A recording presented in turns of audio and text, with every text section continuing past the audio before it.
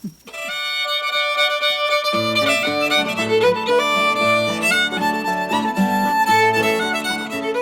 Hyddenwell farmers. Hello. Here with Miss Susan this evening. We have just left the farm. We've got a long ways out of this holler back to the main road. So we're sorry that we haven't posted a lot of videos here in the past couple of weeks. We've had Vacation Bible School. We've had hay.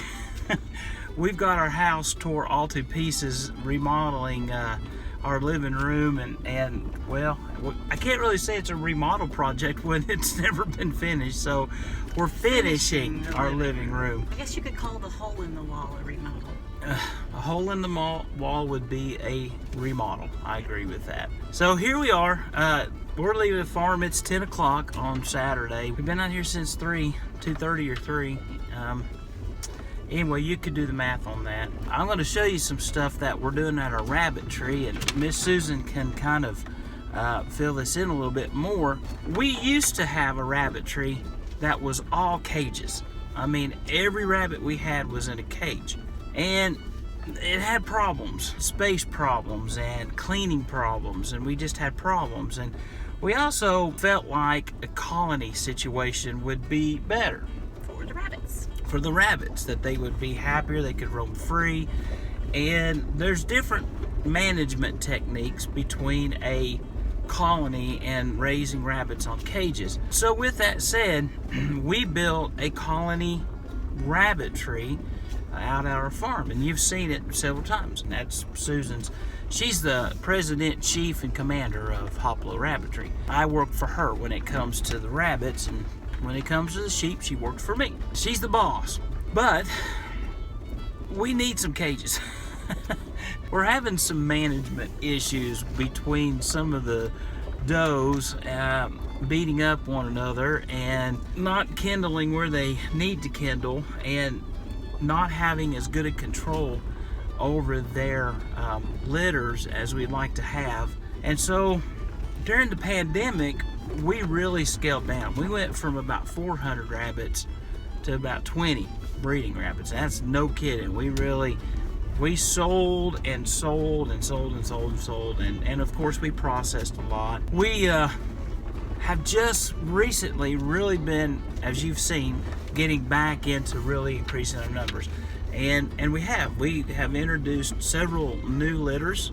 We have 2 brand new litters that are 2 weeks old, 2.5 weeks old at the farm, and we've got a bunch that are due to give birth in the next few weeks. Susan has also bought some new does to replace some of our old ones. And you want to speak to any of that? When we started out, we had a lot of different breeds. We had Holland Lops, we had Mini Rex, we had Lion Heads, we had Californian, we had, what were those white ones? We had white rabbits. Faithlin and I got into showing some rabbits. We showed some of our Rex. We never showed our Mini Rex. We decided that we were going to move into the larger breeds of rabbits. We showed Flemish, we showed the Rex, which is the standard size, the meat size rabbits. We showed Champagne d'Argent, Harlequin. What else did we show? We never got any showable Dutch. We still have a couple of showable Dutch, a couple of Dutch, and we mainly have them because our daughter-in-law thinks they're the cutest breed. So we also have one Holland Lop buck because he's Faithlin's dearest little pet. But I am going to stop trying to breed showable Harlequin. I was taking rabbits to the shows just so that those people could get legs, because my rabbits I've got way too much brindling. So even if I have a split face and bands and everything, they're just way too brindled and I can't get the brindling out. So I'm just going to get rid of 7 of my Harlequin. 2 are Japanese, one's a blue fawn and one's a black orange. And that's another problem I have. Terrible rufus in my Japanese. I just can't get any rufus in. And I'm going to sell 6 magpies that are all black and white. I'm keeping my chocolate magpie and I'm keeping my lilac magpie because I love chocolate and lilac, and I'm gonna end up breeding them possibly into my Rex line. Not for showable rabbits, but for color and fun and size. So what are these rabbits that you bought? They were all Rex? We lost my last Rex buck. So when I went to Arkansas, I remembered that on the way back, there was a lady who used to raise Rex in Tennessee that I've gotten Rex from before. And I asked her what she had, and she told me, and I said, well, I definitely want all your does, but just in case, tell me how much it would be for everything you've got available. And I took that much money, and she brought them all out, and I just cleaned her out. I just took all of her. I got $4, and I came home with 8 Rex. We have 2 little, mostly Harlequin bucks. They're not purebred. And I could look up the percentage, but I think it's over 75%. One is black magpie, and the other is a black and orange, and they are both Dutch carriers. Not good for the Japanese lines, but he's cute. We've hung some of our old, really good nesting cages back in our rabbit colony. We've put them up, designed them, and I'm going to show that to you, and we hung it. And, you know, as far as cleaning and as far as, you know, positioning in place, you couldn't ask for a better place. They're under roof, they're under shade, they're completely protected from predators inside of a colony rabbitry. We're going to have to use some cages basically to help these last litters from these mamas birth out, and then they're going to move out of the colony. Hey, Miss Susan, can you explain how you used your strings to anchor this to the ceiling and why you did it the way you did it? Well, back when we had these hanging before, we put these metal conduits. They're for wire, for electrical wire. We put one across in the middle and one across on each side so that anything we hang doesn't just pull on a single wire of the cage and be structurally unsound. So then just to hang it, we hoisted it up over the rafters from 3 corners and then started our actual wiring. We just used regular rope to get it up high enough to where we could hang it where we actually want it.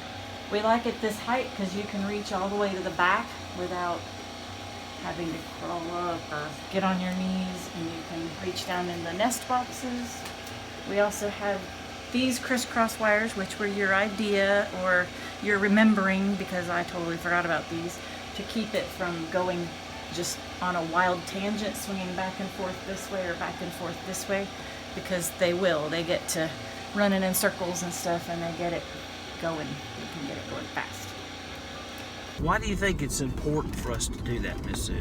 Well, number one, on top of not being showable, my Harlequins are my brattiest breed.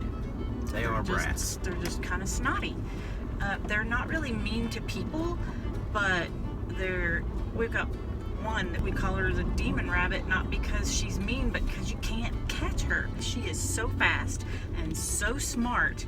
She could survive in the wild, like from forever. And we just got a litter out of her, and they're huge and they're beautiful, and I'm gonna keep her 2 does that she had.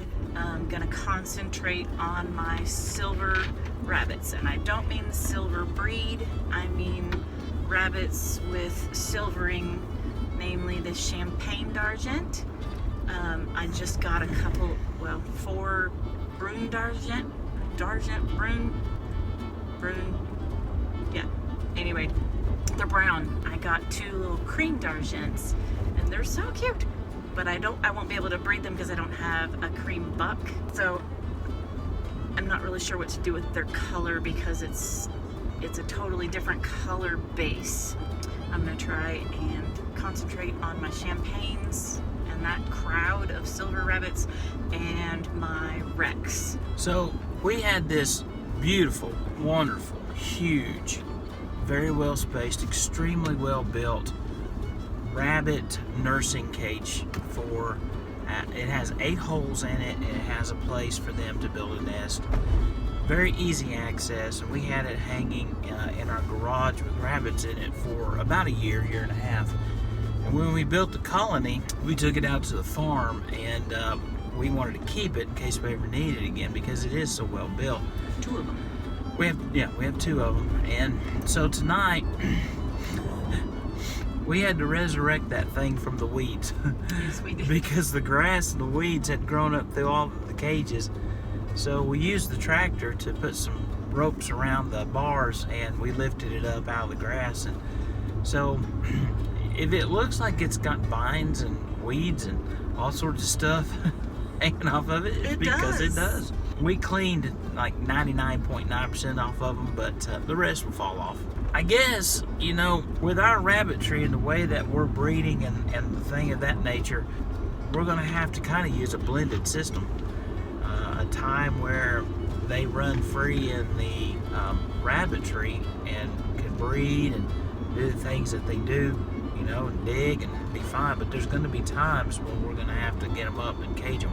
We have nesting boxes for them that we've shown you, and of course they use them, but sometimes they also don't use them. And in addition to that, you have the problem with other rabbits trying to go in there and pick fights with the mamas that have rabbits. And so, I don't know, we've just kind of run into a lot of issues trying to have them have good sized litters safely. I think that's the biggest issue. So we're gonna isolate them, kind of give them their own home, and continue to experiment and research and try to get better at Poplo rabbitry. So we thought we'd share some of our exciting adventure. I mean, we've put up a bunch of hay. We've got our hay shed is doing awesome, and we're just doing great. So with that said, it's been good to be with you today, and we'll see you again at Poplo Rabbitry, okay? Happy Father's Day.